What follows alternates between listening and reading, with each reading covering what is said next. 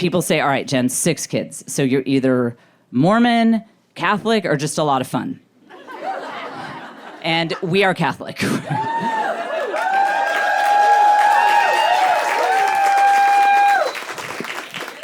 That's not normally the response I get when I say that.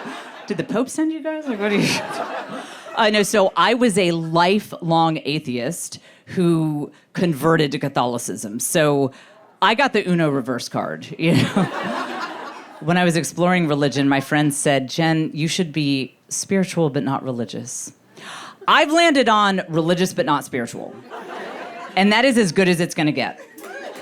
It's my best. And look, honestly, I know for people of faith, it is very important to have a vibrant, thriving friendship with Jesus. I truly believe this. It's just not going very well at all. And part of that is on his end. He has to take some responsibility here. This will help it make sense to you. My mother was a Phi Beta Kappa Honor Society math major. She's a retired mathematician who calculated kill ratios for the Naval Weapons Research Laboratory. My father was a Green Beret and an engineer. My grandfather was an engineer. My first job out of college was as a computer programmer. What I'm trying to tell you is that I am genetically designed to really struggle being friends with people who are invisible.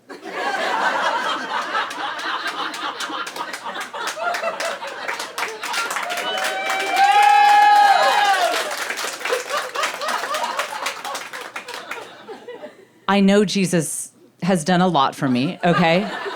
He has. But would it be too much to ask for the occasional comment on my Instagram? Like, slay, girl, you know.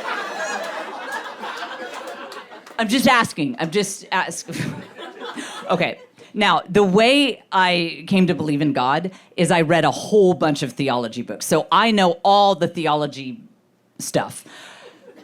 So I guess what I'm hoping is that heaven has an AP exam. So I can test out of being a good person.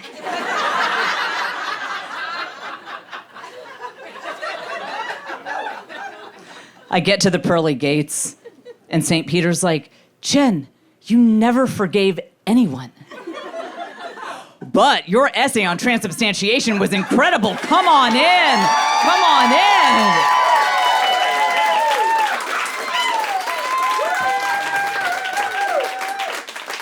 Heaven's like, we love an educated queen.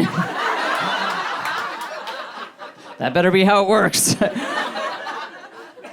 People ask what our parents thought of our conversions to Catholicism because my husband was also not raised Catholic.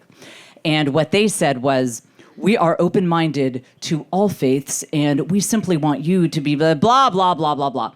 I think what it was is because my husband is an only child and I'm an only child, we were their only shot at grandchildren. I think my mom and my mother-in-law were fist bumping each other like, thank God they found the one where they just breed recklessly.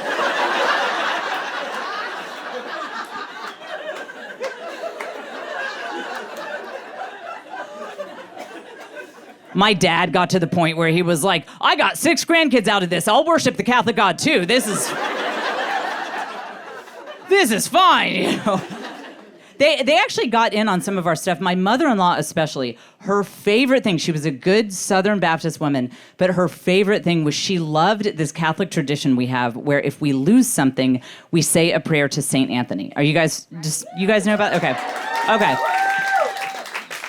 I'm glad you guys know I was recently in a city where they had no idea what I was talking about, and that city was San Antonio.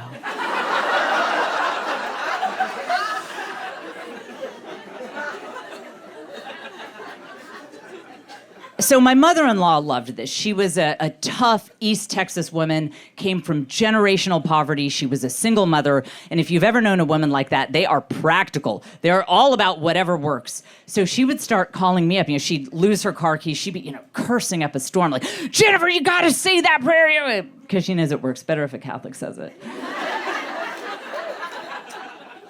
And I would say, I fancied myself as a bit of an evangelist for my religion. So I'd say, I want to let you know we're not praying to these saints like they're gods. It's like asking your neighbor if she'd be like, say the prayer, God, if I So...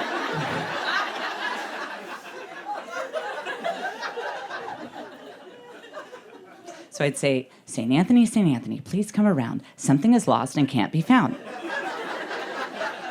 She'd say, tell him it's the car keys. So I'd say the whole thing again.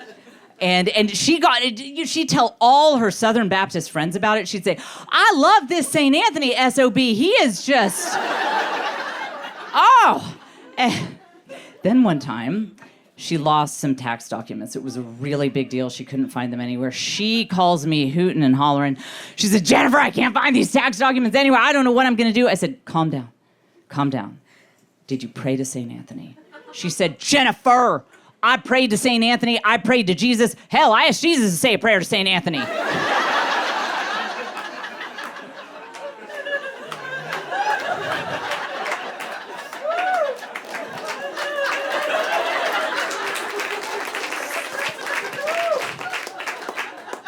So I am the token Catholic in my family, in my group of friends, and I'm still getting used to it. It still feels kind of weird. And sometimes my old life and my new life collide. Like one time we were visiting my grandfather, and my 3-year-old daughter got into his prescription anti-anxiety medication. It was scary. She was okay. We took her to the ER, and the nurse said, okay, she will be okay, but the clinical diagnosis is she is high as a kite. She said she can't name her colors, but she can smell them. The nurse looked at us, this respectable Catholic mom and dad. She said, do you think you could think of any way to entertain her while she's in this state so that we can keep her under observation for a few hours? The memories were instantaneous. We put on Pink Floyd's The Wall. We found the YouTube video. There's just 10 hours of a spinning eye.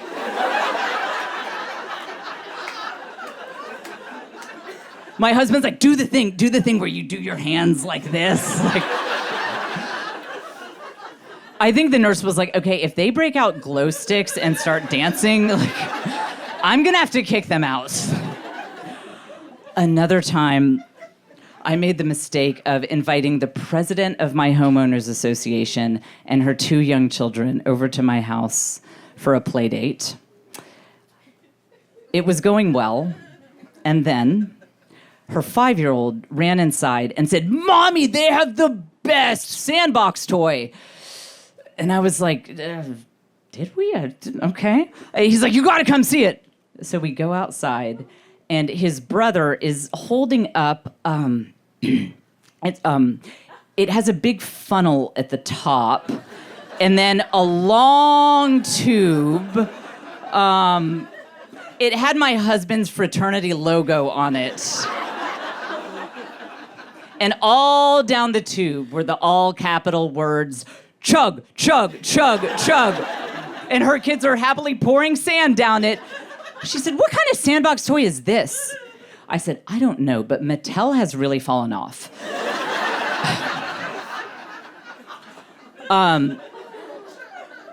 So it's hard raising this Catholic big family when I don't know anything about being Catholic and I don't know anything about having a big family. And then on top of that, I struggle. I mean, I have pretty severe ADHD, and I am also slightly on the Asperger's spectrum.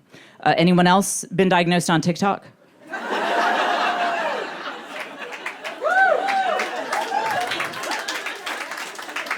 I might also have generalized anxiety disorder, but Kaylee hasn't posted part 4 to the video because she's been grounded, so...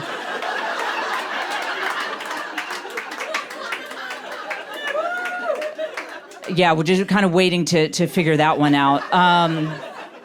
So that doesn't go well. Me trying to run this house. When it was my turn to bring snacks to Vacation Bible School, the kids learned about fasting that day.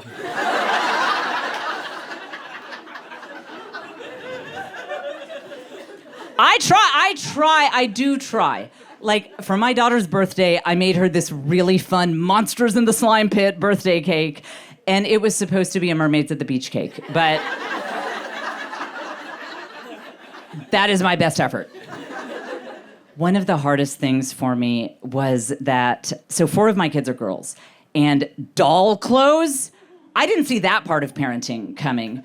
One of my friends said, Jen, your girls' dolly clothes are a mess. You need to find an organizational system that allows the dollies to mix and match their outfits. I was like, look around.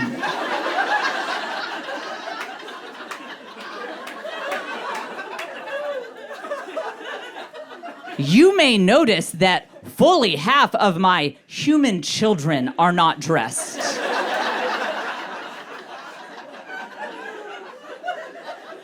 The dolls ain't making the cut, honey. Gonna be a nudist colony up in here. One time my mom sent one of her classy friends over to the house right when this lady walks into the door. My daughters have put their Barbies in the 2 Barbies in a hot pink Barbie Corvette.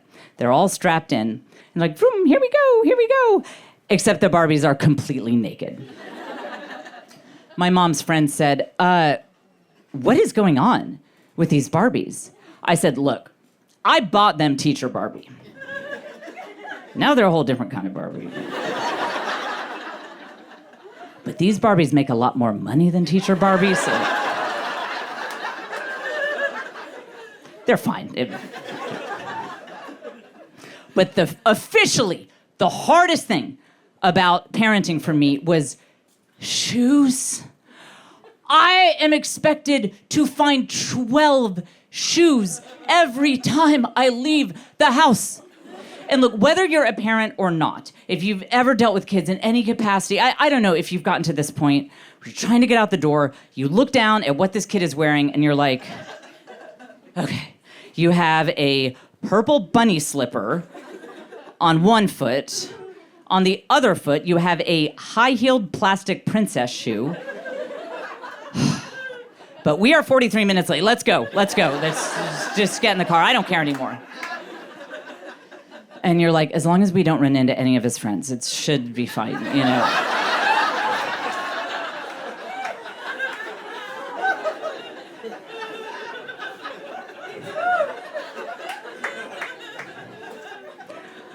One time, we were headed out to a picnic that my church was having. It was way far away from home. No turning back now. Right as we are rolling up, my daughter says from the back, Mommy, I forgot my shoes. And I was like, oh, God.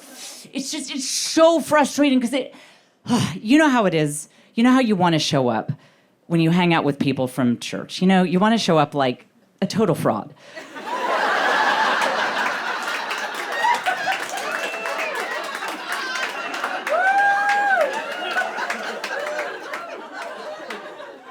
Just not who you actually are at all.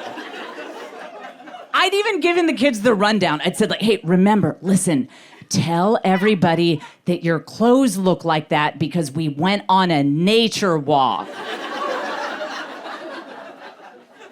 I was at my limit. I call my husband. I am ranting. I am raving. And he tried to solve the problem.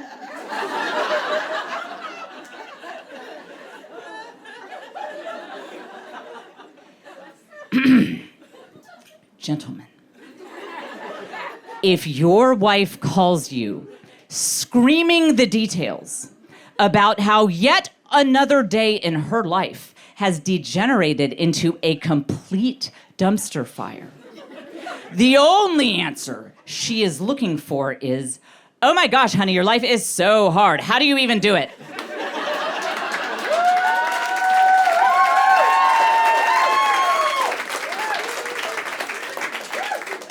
Feel free to take notes. My husband actually said to me, my rollerblades are in the trunk.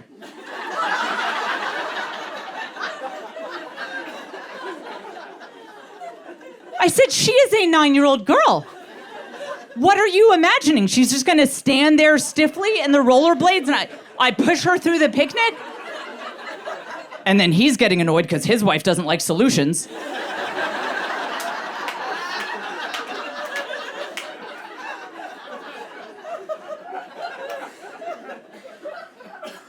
Then he says, these words actually left his mouth. Then he says, somewhere in the minivan are a roll of paper towels and rubber bands.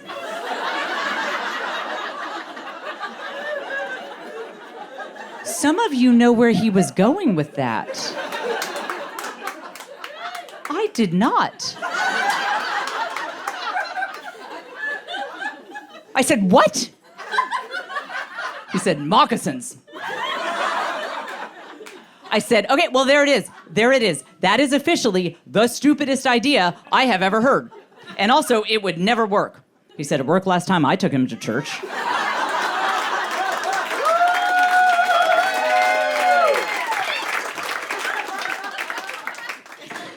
At some point, you lose respect for the people in your community for not calling Child Protective Services on you.